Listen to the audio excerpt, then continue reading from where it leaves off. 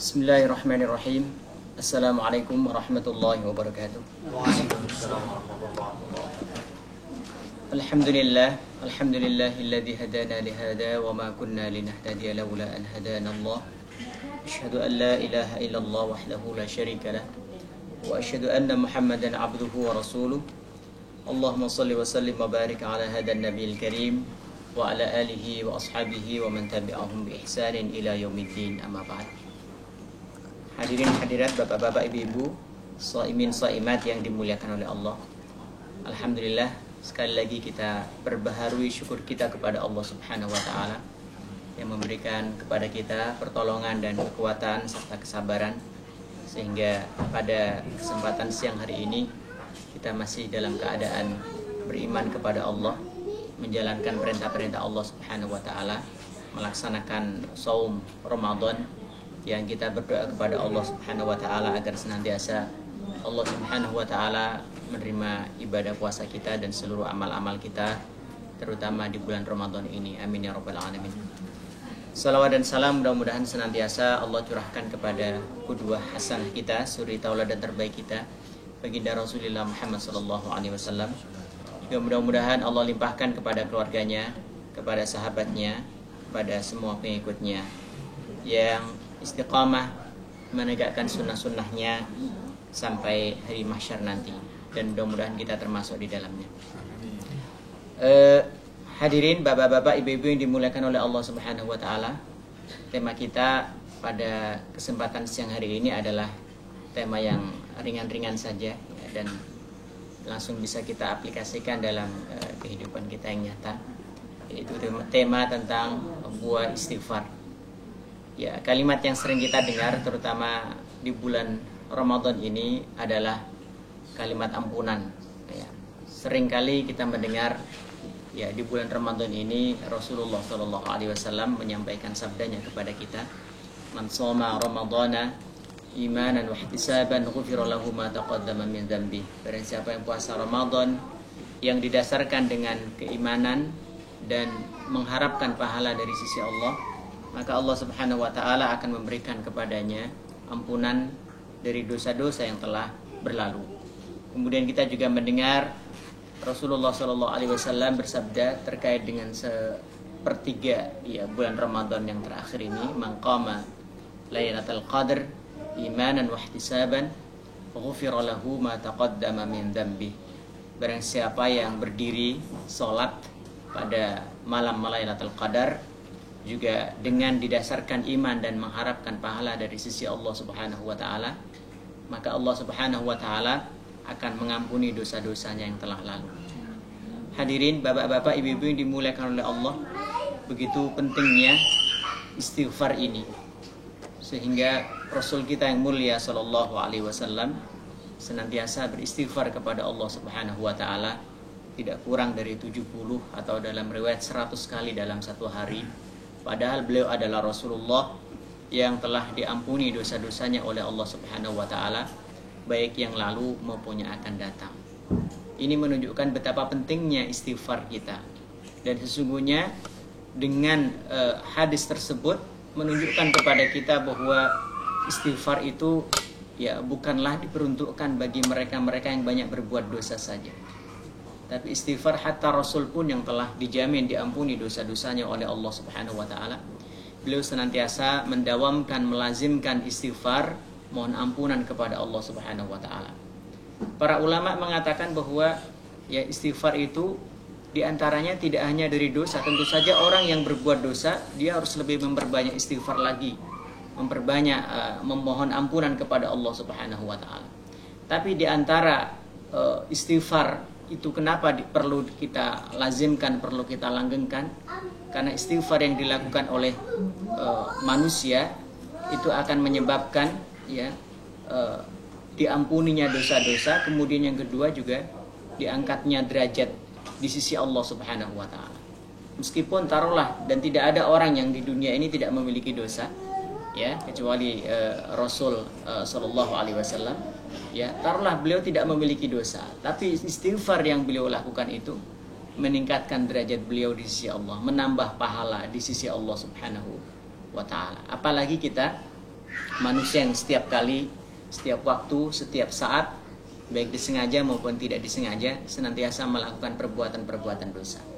Ya, maka istighfar kita harus lebih diperbanyak lagi. Hadirin, bapak-bapak dan ibu-ibu dimuliakan oleh Allah Subhanahu wa taala. Orang kelak di akhirat ya masuk ke dalam surga Allah Subhanahu wa taala disebabkan karena karunia dan rahmat Allah Subhanahu wa taala. Tapi tentu saja karunia dan rahmat Allah Subhanahu wa taala itu ada penyebabnya.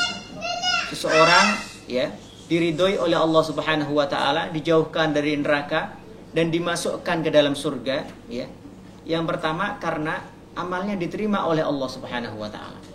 Ya, amalnya diterima oleh Allah Subhanahu wa taala. Lalu yang kedua, kemudian kalau amalnya tidak diterima oleh Allah Subhanahu wa taala, yang terjadi adalah timbangan ya, dosa-dosanya yang lebih berat. Faman ya'mal mithqala dzarratin faman thaqulat mawazinuhu ya, fa huwa fi 'ishatir radiyah ya. Wa amma man khaffat mawazinuhu fa ummuhu hawiyah. Kalau ternyata timbangan keburukannya ya kelak lebih berat, maka tentu ummuhu hawiyah ya, tempatnya itu adalah di neraka hawiyah. Lalu apa yang bisa menyebabkan Allah Subhanahu wa taala ya ridha dengan dia ya, padahal dosa-dosanya lebih banyak daripada kebaikan-kebaikannya ya. Nah, yang menyebabkan Allah Subhanahu wa taala ridha kepadanya meskipun dia berbuat dosa adalah karena Allah Subhanahu wa taala mengampuni dosa-dosanya ya. Di hari kiamat nanti ketika Allah Subhanahu wa taala menggelar hisabnya sebagaimana yang diinformasikan oleh Allah Subhanahu wa taala di dalam ayat suci Al-Qur'anul Karim ya, bahwa sebagian orang itu adalah ya, fa amma man utiya kitabahu bi yaminihi fasawfa yuhasabu hisaban yasira ya. Adapun orang yang menerima catatan amalnya dengan tangan kanannya, maka kelak dia akan dihisab oleh Allah Subhanahu wa taala dengan hisab yang ringan. Ya, para ulama menjelaskan bagaimana wujud hisab yang ringan itu. Apakah orang yang berbuat dosa kemudian dosanya dihapus begitu saja? Tidak, bapak-bapak dan ibu-ibu yang dimuliakan oleh Allah. Makna istighfar diambil dari kata ghafara. Ghafara itu menurut bahasa artinya adalah sataro. Satir ya. Jadi apa yang ada di depan ibu-ibu namanya satir atau hijab. Cuma ditutupi saja. Ya. Jadi orang itu kalau diampuni dosa-dosanya oleh Allah Subhanahu wa taala, berarti bukan kesalahannya itu di-delete. Bukan berarti kesalahannya itu dihapus sama sekali, tidak. Sebab ini bertentangan dengan firman Allah, "Faman ya'mal mithqala dzarratin khairan yara, wa may ya'mal mithqala dzarratin syarran yara." Barang siapa yang berbuat kebaikan sebiji dzarrah pun akan dinampakkan oleh Allah. Barang siapa yang berbuat kebaikan sebiji dzarrah pun juga akan dinampakkan oleh Allah Subhanahu wa taala. Tidak akan dikorupsi kebaikan-kebaikan kita oleh Allah. Juga tidak akan dilupakan ya dosa-dosa kita di sisi Allah Subhanahu wa taala.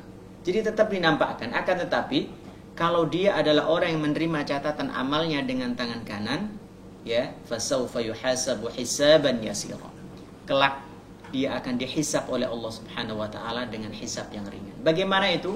Para ulama mengatakan, ya, dia dinampakkan dosa-dosanya oleh Allah Subhanahu wa taala di hadapan Allah, ya, lalu dia mengakuinya seluruh dosa-dosa tersebut. Ya. Kemudian Allah Subhanahu wa taala ya berfirman bahwa aku mengampuni dosa-dosamu yang telah lalu yang pernah kamu lakukan. Ini makna hisab yang mudah di sisi Allah Subhanahu wa taala. Ya.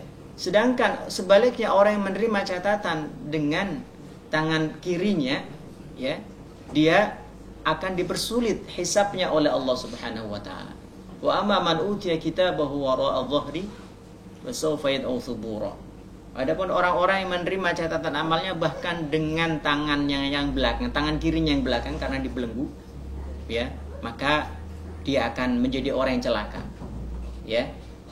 Bagaimana itu? Ini disebutkan oleh Rasulullah SAW dalam hadisnya, man nuqisha udhiba. Barang siapa yang ketika hisab itu dia munaqashah, ya, mungkin dia membantah apa yang pernah dilakukan, ya, dia berdebat dengan Allah Subhanahu wa taala, udziba, maka dia akan disiksa oleh Allah Subhanahu wa taala. Dia akan disiksa oleh Allah Subhanahu wa taala. Ya, oleh karena itu, Bapak-bapak, Ibu-ibu, ini pentingnya istighfar. Pentingnya istighfar itu adalah berbanding lurus atau sepadan dengan pentingnya kita melakukan amal soleh. Sebab apa? Orang kelak dimasukkan surga oleh Allah Subhanahu wa taala karena rahmatnya. Dan salah satu yang menyebabkan rahmat Allah Subhanahu wa taala itu turun karena yang pertama amalnya diterima oleh Allah Subhanahu wa taala. Dan tidak mungkin seluruh amal kita itu seluruhnya diterima oleh Allah Subhanahu wa taala. Ya, tuntutan Allah Subhanahu wa taala ketika kita ingin memasuki surga itu harus nilainya 100. Harus tidak ada yang salah. Harus tidak ada yang celah, tidak ada yang kurang. Dan siapa di antara kita yang punya nilai 100 bisa memenuhi tuntutan Allah Subhanahu wa taala yang secara sempurna 100%? Siapa di antara kita yang sanggup melakukannya? Tidak ada seorang pun di antara kita yang sanggup memenuhi tuntutan Allah 100%, tidak ada yang celah. Gitu kan? Maka untuk meminimalisir itu semuanya supaya kita diampuni oleh Allah Subhanahu wa taala, maka kita harus memperbanyak istighfar kepadanya.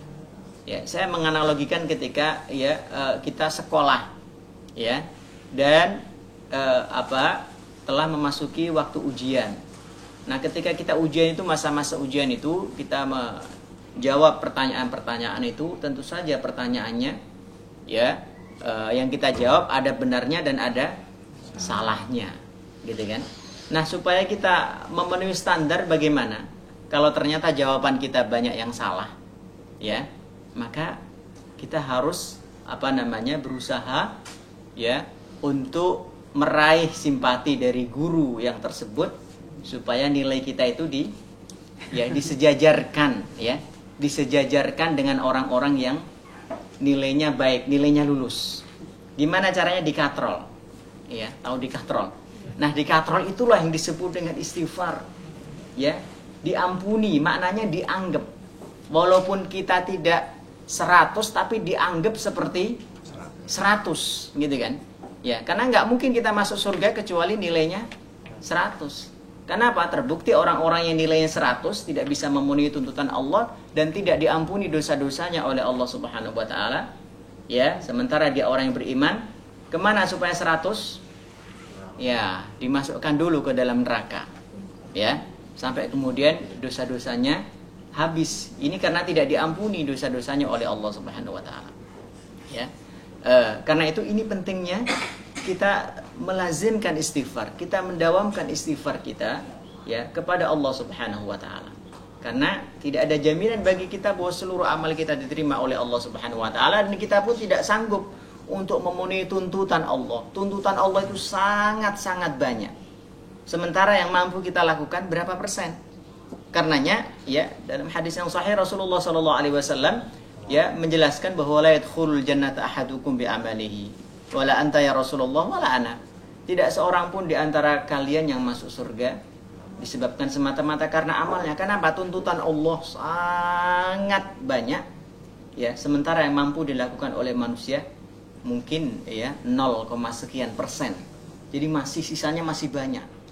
Ya, makanya orang yang paling banyak amalnya sekalipun, yaitu Rasulullah SAW, mengatakan wala ana, juga sekalipun aku sekalipun bukan masuk surga disebabkan karena amalku, illa ayataghammadani Allah birahmatihi, kecuali Allah Subhanahu wa taala, ya, menyelimuti aku dengan rahmatnya.